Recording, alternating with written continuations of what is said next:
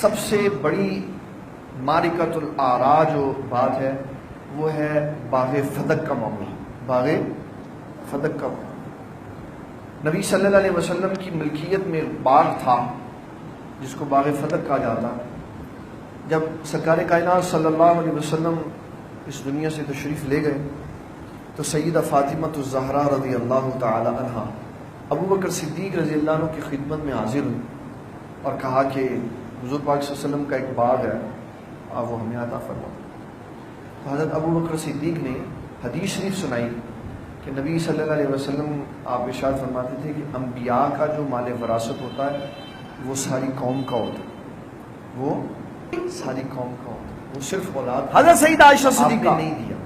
فہد بھائی، سیدہ عائشہ صدیقہ طیبہ طاہرہ رضی اللہ تعالی عنہا یہ نبی صلی اللہ علیہ وسلم کی ازواج میں سے، سیدہ حفصہ نبی صلی اللہ علیہ وسلم کی ازواج میں سے ہے، عمر بن خطاب کی بیٹی ہے، ابو بکر صدیق کی بیٹی سیدہ عائشہ صدیقہ ہے، عثمان غنی موجود ہے، علی المرتضی رضی اللہ تعالیٰ عنہ موجود ہے، اور سیدہ فاطمہ الزہرا باغ لینے کے لیے ابو بکر صدیق کے پاس گئی. ان کا یہ عمل بتاتا ہے کہ وہ بھی حضور صلی اللہ علیہ وسلم کی وفات کے بعد خلیفہ ابو بکر صدیق کو مانتی تھی. اگر ابو بکر صدیق کو خلیفہ نہ مانتی ہوتی تو اپنے معاملے کا فیصلہ کروانے کے لیے ابو بکر صدیق کے پاس نہ جاتی.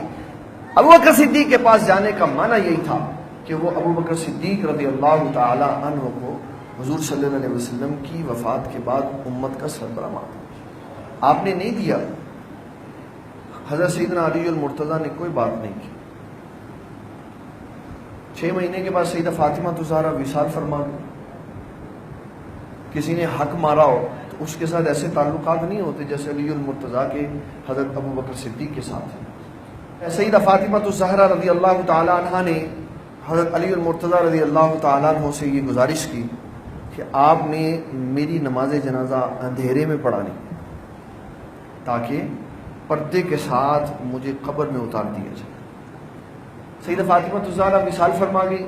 اس وقت کوئی ٹیلی کمیونیکیشن سسٹم نہیں تھا، کوئی فیس بک نہیں تھا، کوئی واٹس ایپ نہیں تھا کہ ایک لمحے میں خبر پوری دنیا میں چلی جاتی. وہی لوگ جو موجود تھے انہیں کو اطلاع ہوئی، نماز جنازہ تیار ہو گیا. مستدرک میں امام حاکم رحمۃ اللہ علیہ نے لکھا ہے حضرت ابو بکر صدیق آپ کو جب اطلاع ملی تو آپ نے فرمایا میں جنازے میں شرکت کروں گا. آپ نماز جنازہ کے لیے تشریف لائے تو پہلی صف کے آخر میں کھڑے ہو گئے.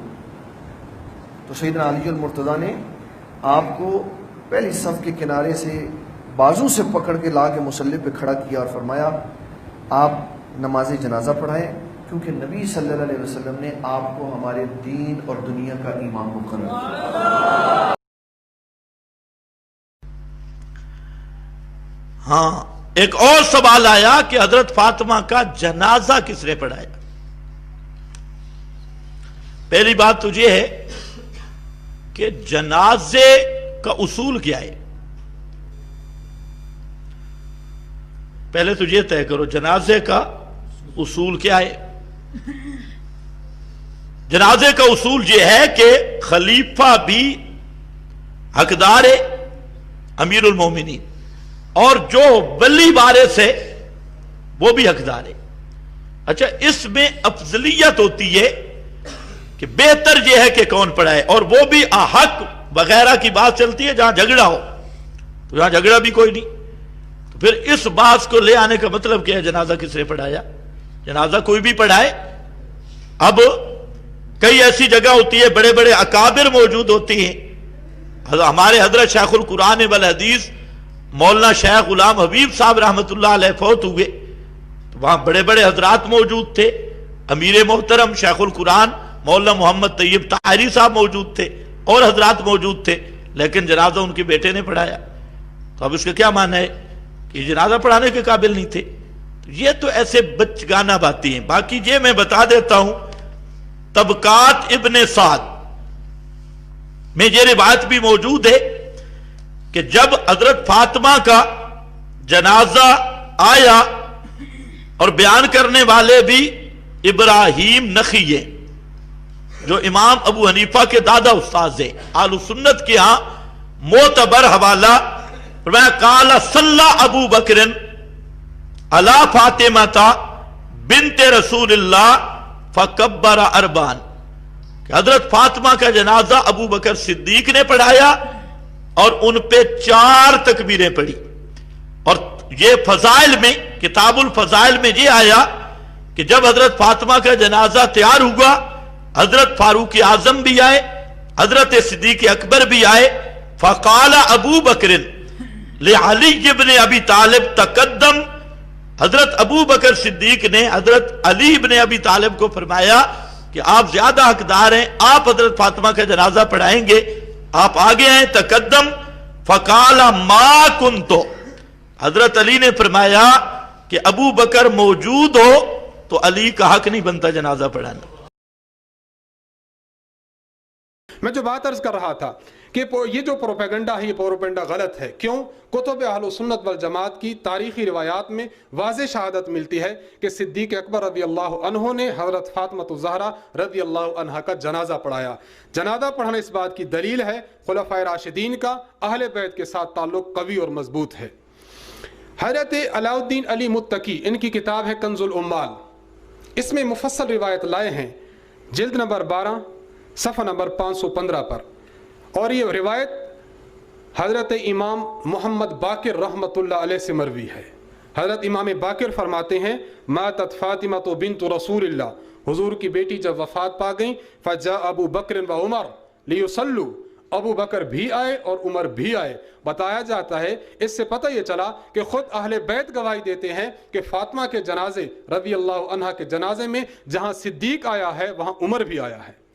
تو دونوں حضرات آئے ہیں، معلوم یہ ہوا کہ تعلق قوی ہے، تعلق میں کمزوری اور کوئی ٹوٹنا نہیں ہے۔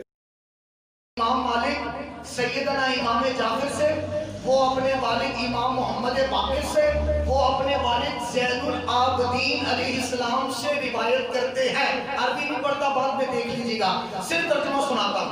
سیدہ فاطمہ زہرا سلام اللہ علیہا کا وصال مغرب اور عشاء کے درمیان ہو گیا۔ وصال کی خبر سنتے ہی ابو بکر، حضرت عمر، حضرت عثمان، حضرت زبیر، حضرت عبد الرحمن بن عوف رضی اللہ تعالیٰ عنہ پہنچ گئے۔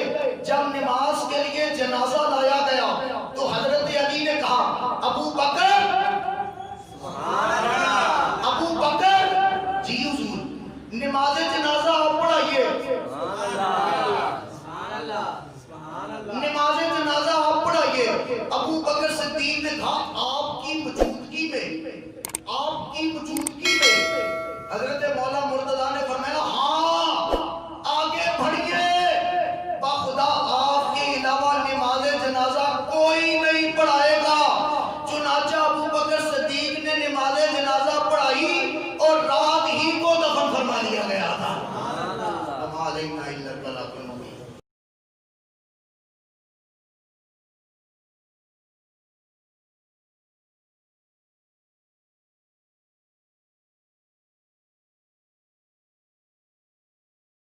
رحیم، تمام مسلمان بہن بھائیوں کی خدمت میں السلام علیکم۔ یہ میرے سامنے صحیح بخاری شریف مترجم جلد دوم مکتبہ رحمانیہ اردو بازار لاہور کی چھپی ہوئی، اس کا یہ 1999 کا ایڈیشن میرے پاس موجود ہے، مولانا وحید الزمان کا ترجمہ کیا ہوا۔ اگر کسی کے پاس کوئی اور ایڈیشن ہو تو وہ اس میں سے اس طرح سے حوالہ ڈھونڈ سکتا ہے۔ میں آپ کو ایک حوالہ اس میں سے دکھانا چاہوں گا، صحیح بخاری شریف جلد دوم صفحہ 470، اور اگر کسی کے پاس کوئی اور ایڈیشن ہو تو وہ پارہ نمبر 14 کتاب المغازی میں جا کر حدیث نمبر 954، اور اس باب کا نام ہے حضرت فاطمہ رضی اللہ عنہا کی فضیلت۔ حضرت صلی اللہ علیہ وسلم نے فرمایا فاطمہ رضی اللہ عنہا تمام بہشتی عورتوں کی سردار ہے، اور نیچے روایت کرتے ہیں کہ حضرت صلی اللہ علیہ وسلم نے فرمایا فاطمہ رضی اللہ عنہا میرا ایک ٹکڑا ہے، جو کوئی فاطمہ کو غصہ دلایا اس نے مجھ کو غصہ دلایا۔ یہ اس کا عربی متن بھی دیکھ لیجئے۔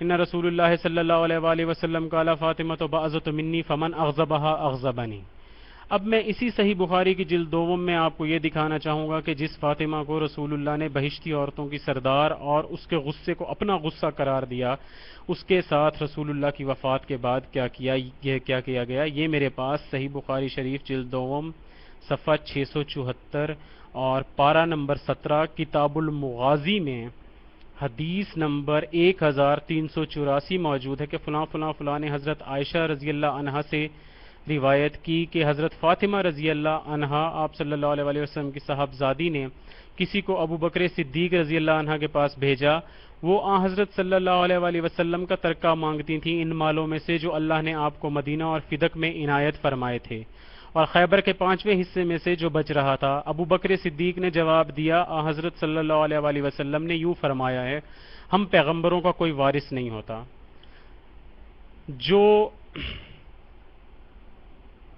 جو ہم مال و اسباب چھوڑ جائیں وہ سب صدقہ ہے۔ البتہ اس میں شک نہیں کہ حضرت محمد صلی اللہ علیہ وسلم کی اولاد اس مال میں سے کھائیں، اور میں تو حضرت صلی اللہ علیہ وسلم کی خیرات کو اسی حال پر رکھوں گا جیسے حضرت صلی اللہ علیہ وسلم کی زندگی میں تھی، اور جیسا آپ کیا کرتے تھے میں ویسا ہی کرتا رہوں گا۔ غرض ابو بکر صدیق رضی اللہ عنہ نے حضرت فاطمہ کو اس ترکہ میں سے کچھ بھی دینا منظور نہ کیا۔ حضرت فاطمہ رضی اللہ عنہا نے ابو بکر رضی اللہ عنہ پر غصہ آیا، انہوں نے ان کی ملاقات ترک کر دی اور مرنے تک ان سے بات نہ کی۔ وہ حضرت صلی اللہ علیہ وسلم کے بعد صرف 6 مہینے تو زندہ رہیں۔ جب ان کی وفات ہوئی تو ان کے خامند حضرت علی رضی اللہ نے رات ہی کو ان کو دفن کیا اور ابو بکر صدیق کو ان کی وفات کی خبر نہ دی، اور حضرت علی رضی اللہ عنہ نے ان پر نماز پڑھی۔ جب تک فاطمہ رضی اللہ تعالی عنہا زندہ تھیں تو لوگ حضرت علی رضی اللہ عنہ پر بہت توجہ رکھتے تھے۔ جب ان کی وفات ہو گئی تو حضرت علی رضی اللہ عنہ نے دیکھا کہ لوگوں کے منہ ان کی طرف سے پھرے ہوئے معلوم ہوتے ہیں۔ به طه به یاسین به معراج احمد